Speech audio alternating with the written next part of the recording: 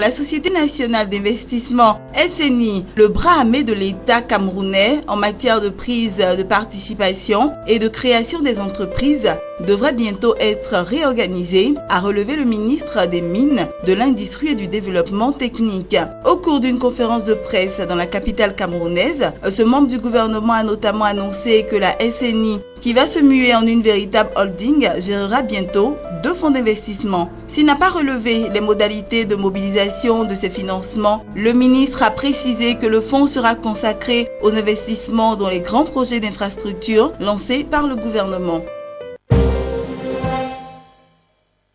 En plus des 11 109 emplois déjà créés par la multinationale agroalimentaire singapourienne au Gabon, notamment dans le domaine du palmier à huile et de l'EVA, l'entreprise projette de lutter contre le chômage par l'augmentation des capacités de traitement des matières premières du port minéralier de Wando. Cette opération, qui porte sur l'extension de la zone de traitement de 45 hectares, permettra à 300 jeunes de trouver un emploi au Gabon. D'autre part, le transport des containers et des cargos entraînera une augmentation de nombreux emplois dans le port cargo en construction à Libreville. L'on va ainsi assister à la création de 500 à 1300 emplois supplémentaires sur les 3000 prévus dans cette plateforme de 18 hectares. L'objectif vise à réduire le coût d'importation et d'exportation des marchandises et améliorer la compétitivité du Gabon dans le secteur minier.